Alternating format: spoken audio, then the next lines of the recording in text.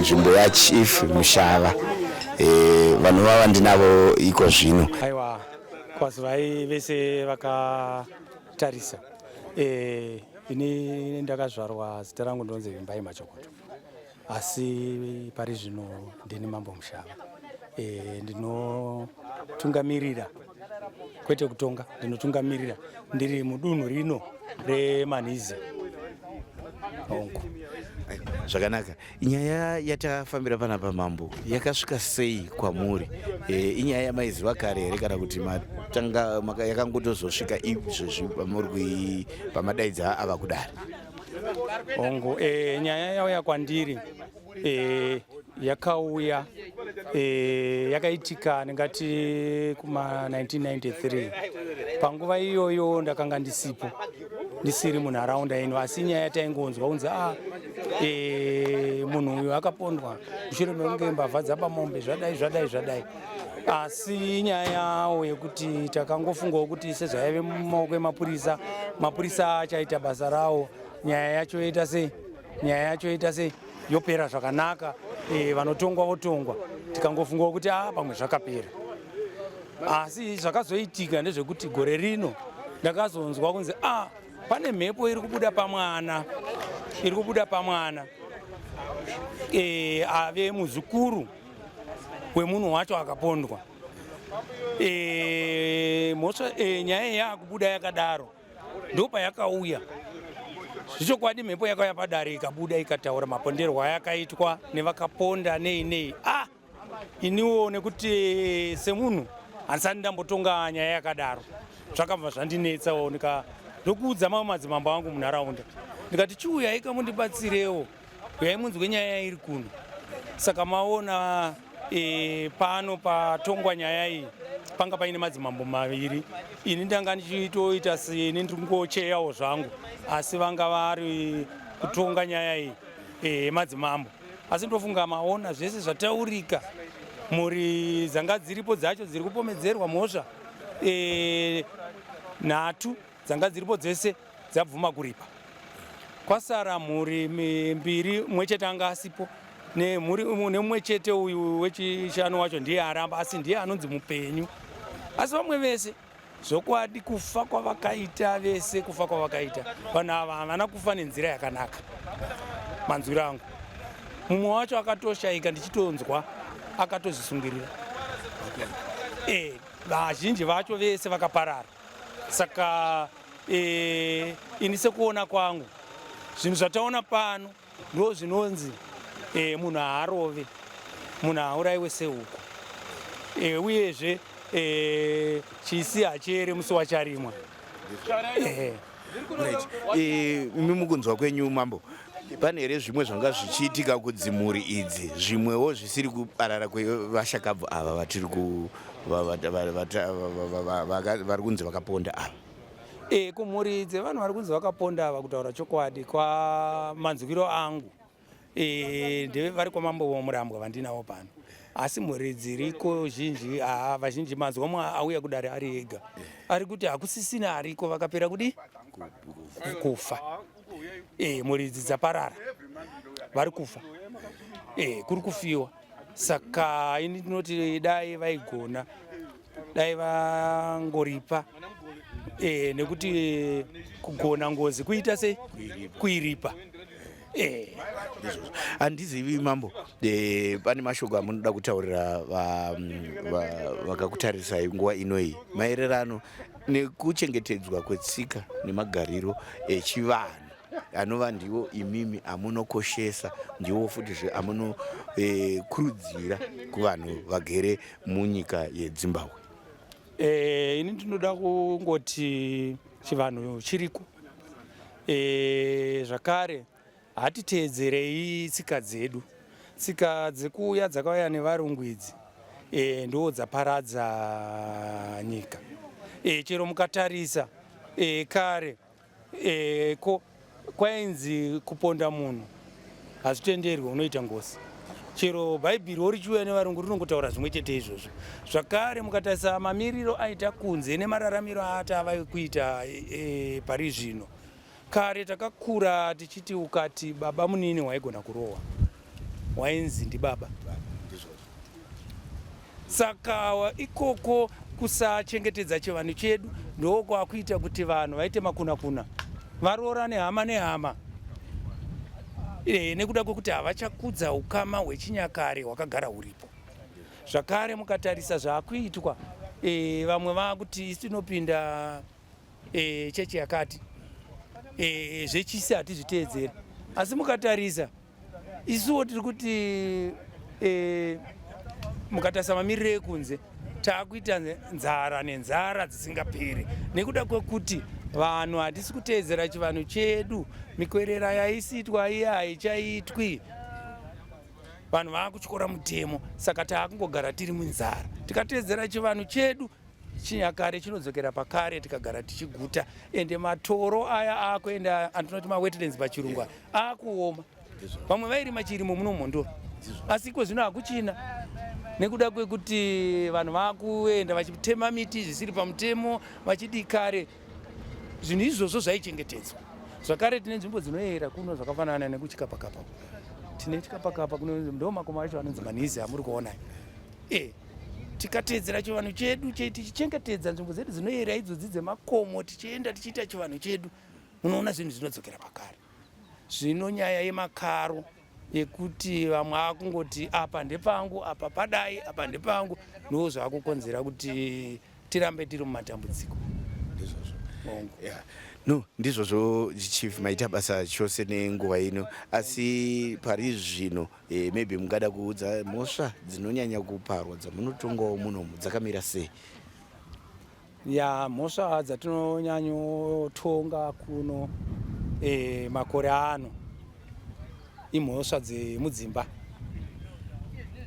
idzo dzekusawirirana pakati pevakaroorana, dzekutorerana madzimai.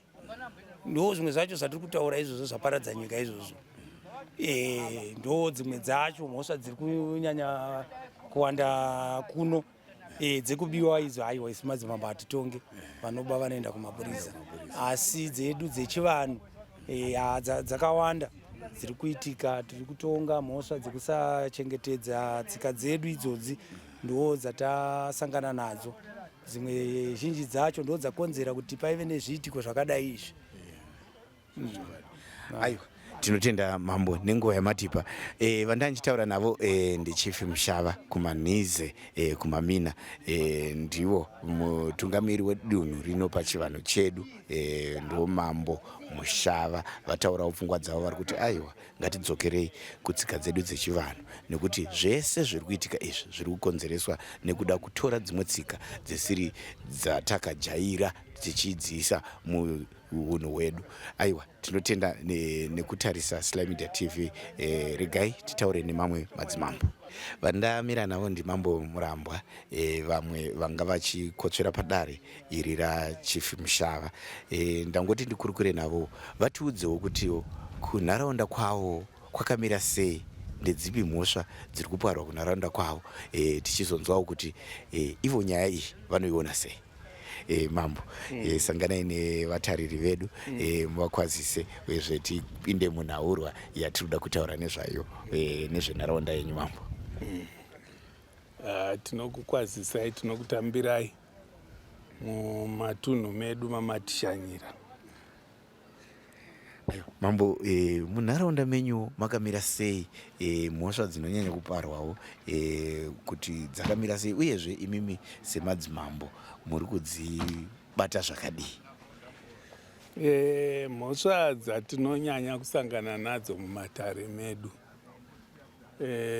zhinji ndedzeminda, dzemiganho yeminda, nekuvaka misha pamusina kupiwa zviri illegal. Zvongweri kana munhu avaka musha but kuti avaka sei zvisina kuteedza procedure yacho inofanira kuti iteedzwe. Ndo mhosva dzinonyanya kuwanda, nedzimwewo dzekutorerana vakadzi dzinowanikwa futi munharaunda medu, nedzimwe dzekuti vanhu vanouya vachimhan'ara kuti ndakangotorerwa mwana handina kuwana chandakawana. Nyaya dzerooro zvinezvi kuri kuya mutemo munyowani yekuti vaviri kana vawirirana vanogona kuenda vakanochata, vabereki vasingatozviziva kuti avo vanhu vakatogara semhuri. Saka ndo zvakunetsa kunyanya paculture yedu, because isusu semadzimambo tichitarisira kuti munhu achate aine chaambobvisawo kumunhu waakatorera mwana, tichida kutedzera hunhu chinonzi chivanhu si checulture yedu, kuti utowatora mwana womunhu unofanira kunge uine chimedu chawakabvisa. Zvokuti ini kana vanhu vakauya mudare remangu vaine nyaya idzodzo dzekuti kana kuti ndakanyengerwa mukadzi wangu akatorwa nemurume uyu, mubvunzo wangu wokutanga kumunhu akatorerwa mukadzi kuti amire semurume womunhu, ndotanga ndamubvunza kuti iwewe kumukadzi uyu wakambobvisa here, unozikanwa here nanatezva kana kuti hauzikanwi nanatezva? Because kana munhu asingazikanwi nanatezvara wangofanana nechikomba futi chapinda mumba mako. Pamwe otherwise chikomba chingatonotanga kuzikanwa kwanatezvara kuti ndine mwana wenyu than iwewe muridzi unenge uchiwazomhangara kuti ndatorerwa mukadzi iwe usina chawabvisa. Ende uchiwazomhangara kwamambo, tarisiro yako ndeyekuti unenge uida kuti tiripise uyo akutorera mukadzi, iwe wototanga kuwana mombe nefuma, asi kwawakatora kwacho pasina chawakaita chawakabvisa. Saka ndo nyaya dzacho dzinonyanya kuwanda idzodzo. Fanika dzeminda idzi dzinototisvitsa mumakoti. Tinotoshaya kuti wai dare rechipiri kune redu richitambira nyaya dzinenge dzauya nevanhu dzeminda, because isusu kuno kumisha kuno kuti tinogara nevanhu titinoziva. Kana tichitonga nyaya dzakadaro toenda panzvimbo, tasvika panzvimbo todeedza masabhuku ari munharaunda, ndo vanoziva migano, because mepu chaiye kuti munda wake unogumira apa tetisina. Patetichishanda nenhoroondo yevanhu vakagara mudunhu vanozviziva kuti aiwa zveshuwa kubva gore rakati kusvika gore rakati munda uyu wakanga uri wani, ndozvatoshanda nazvo. Patotozoona avo vedare rechipiri kune redu vagamuchira nyaya idzodzo, vakutotonga in favor of munhu agara pasiripo, but havana nhoroondo nezvekuno kwatinogara.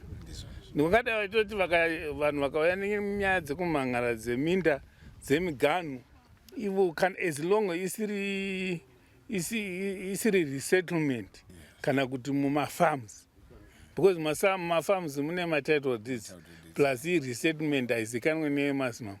Zvino kunoku ivhu rinenge kunzi nderamambo, ndo vari in control nevhu remunharaunda mavo. Saka ivo vanofanira kutambira nyaya yatatovapa isusu kuti taikonewa.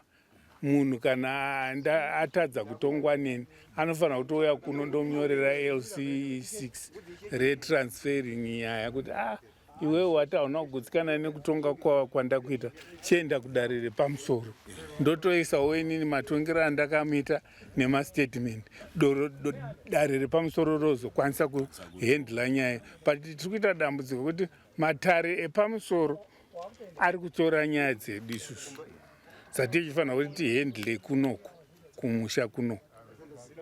Takutopedzisira isusu samambo wakutosorwa nevanhu tamambo uyu haana zvaanoziva. Nyambiso aiwa isu kuno tisine vanhu, tisinoziva miganhu yevanhu, tisinoziva kugara nevanhu, tisiri kushanda nevanhu, ende tisi takapiwa mandate iyo nehurumende kuti tishande nevanhu, tichivakondrora tiri isu, tichivatonga tiri isu, tichivagadzirisa tiri isusu.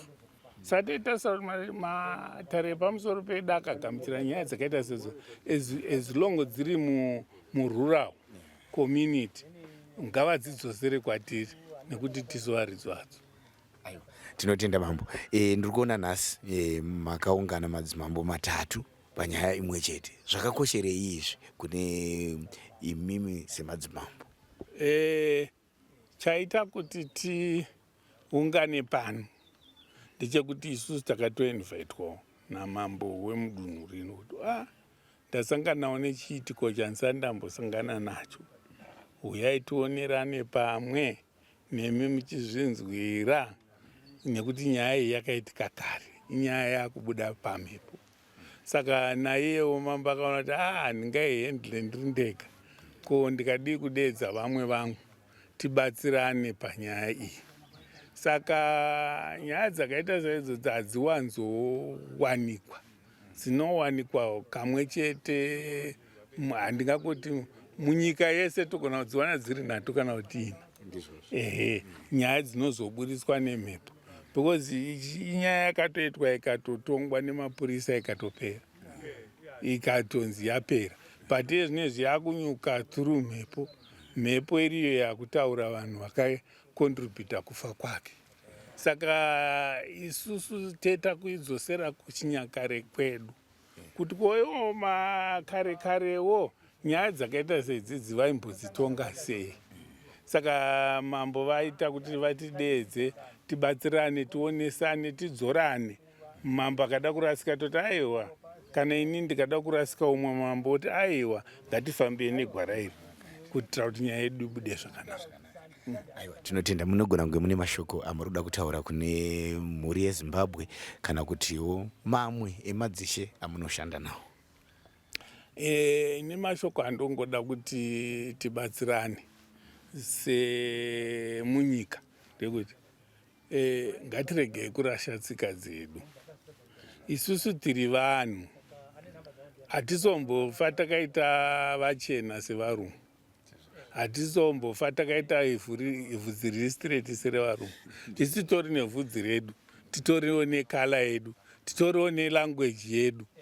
Dambudziko rataita nderekuti mhuri dziri kuzvarwa mazuva ano idzi dzakutora culture muterevhizheni nemaredhiyo nemuzvivhitivhiti zvakasiyana. Havachatore culture kuvabereki vakavabereka, because isusu patakazvarwa isusu tairayirwa nevabereki vedu. Kwanga kusinawo mamidhiya iwaya akaita fanika muri kuti indavhera, kwava kusina zvinhu zvakaita zvaiwanikwa apo neapo, zvaitoshamisa kunzi munhu mambo vabuda vachitaura muredhiyo. But nenyaya yezviri kuitika mazuva ano, vamwe vari kuti hanzi, vamwe vari kuti tichitaura chiti aiwa ngatizokerei kutsika dzedu, vari kuti aiwa i-development, because hatingarambe tiri patanga tiri kare. Saka izvozvo development iyoyo tadzoka topinda mudevelopment noti netsika dzedu, tapinda mudevelopment tichiteedzera tsika dzevamwe vanhu. Ndodambudziko rataita.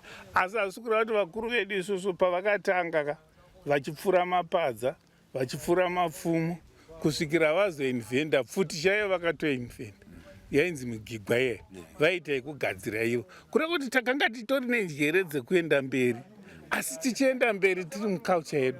So dambudziko rataita nderekuti taakuda kuenda mberi tiri muculture yevamwe vanhu, Nespidi isiriyo, nereti isingaite.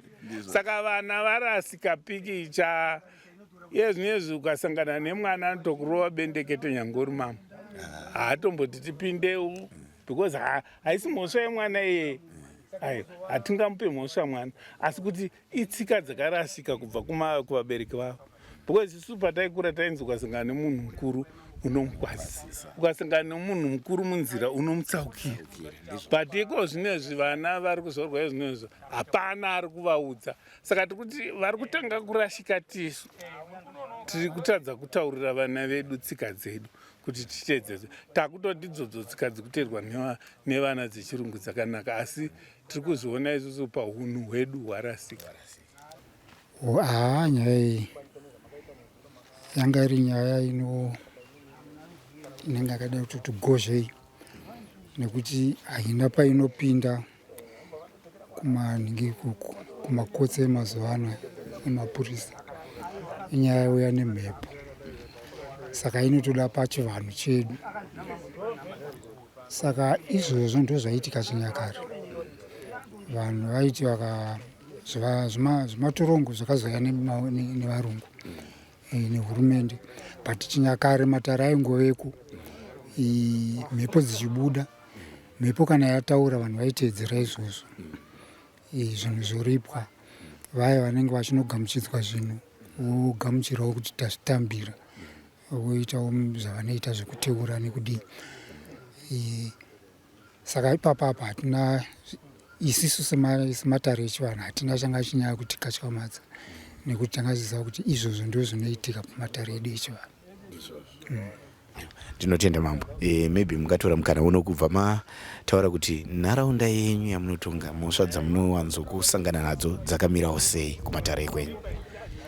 Mhosva dzandiri kusangana nadzo zvinezvi inyaya dzemakuna-kuna. Uku kwandiri uku vamushava vari nekuno kumusoro, ndiri nekumavirira. Saka kwangu kumavirira uku ndokumuganhu nemaresekumesa. Saka uku kuvanhu vaya vagariswa patsva kwakasangana mhuri dzakawanda, vanhu vakabva kwakasiyana-siyana, vanhu nevanhu vari kuuya nechivanhu chavo. Saka ikoko ndokuri kuparwa mhosva dzakawanda dzemakuna-kuna. Vari kutorana vakadzi, vari kurodza vana vari vana vadiki. Zvozodaro zvaita kutefu kwezimplants. Ikoko ndo kwanyaya kunetsa manje, yakomboni ikoko nhasi watonga nyaya achinzi mukadzi uyu abatwa aine chikomba ichi, matonga nyaya yapera, chikomba chabhadhara zvazodii. Mazoona uya murume angati handichadi mukadzi, mangwana vadzokerana futi vamba. Vanhu andipai vakamboti hatichadanana, zvazodii. Ndo nyaya dziri kunyanya kunetsa. Seiye zvino izvi pane mwanda ndisati ndataura pana Banana Musumuvi, pane vanoita zvemasavadha. Mufundisi wavo akati vari kukembu uko kungeso, kwakudzoka kumba kunogugudzira mukadzi womunhu asiya yake mhuri ikoko. Saka inyaya iri kutoda kupinda futi mudare. Ndasati ndaitaura zvamwe maoni. Saka idzodzo ndo nyaya dziri kunyanya kutiriridza kwedu.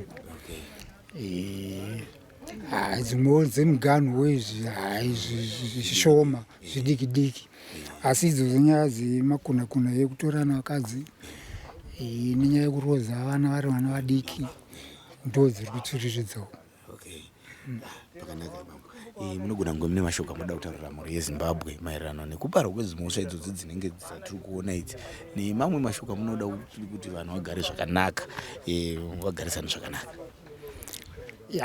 Chinhu chandinoda kukurudzira mhuri yeZimbabwe ndekuti munhu neunhu hwake, kana kuti nechivanhu chake.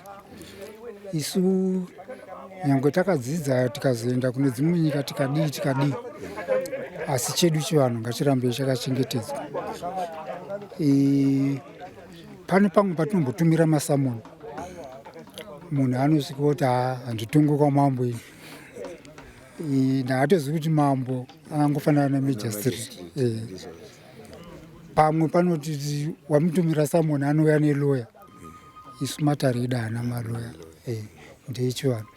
Saka toda kukurudzirana kuti chivanhu chedu chirambe chichengetedzwa. Makuva achirohwa, midzimu ichiramba ichimutsiridzwa, ndio inotibatsira. Nzvimbo dzedu dzinoyera dzichigara dzakachengetedzwa. Zvimwewo izvi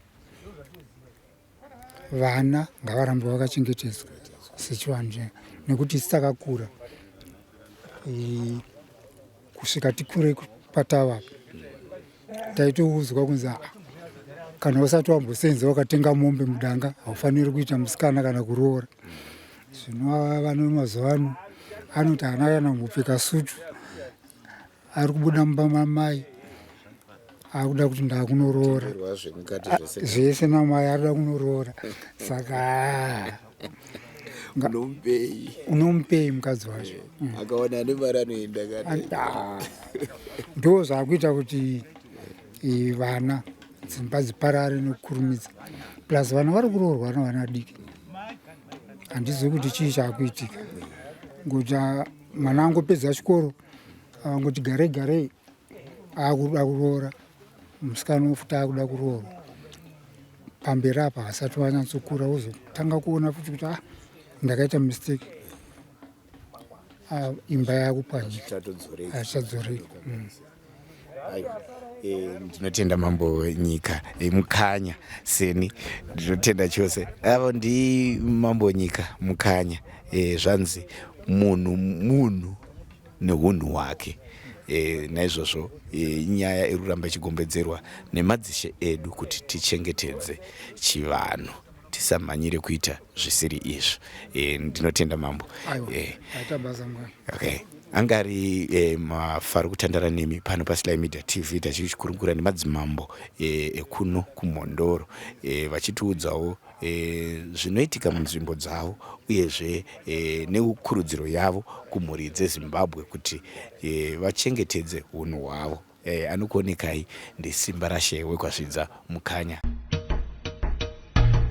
Come to Raphael Signs, where we transform your everyday moments into extraordinary memories with our bespoke mug printing services. Whether you are looking to immortalize a cherished photo, celebrate a special occasion, or promote your brand with a personal touch, our high-quality custom printed mugs are the perfect solution, which are ideal for gifts and corporate giveaways. Choose Raphael Signs for your mug printing needs. Call us now on the number on your screen for a free quotation, or visit us at 91 Livingstone Avenue, corner 8th Street, Shilo Building, Harare, Zimbabwe.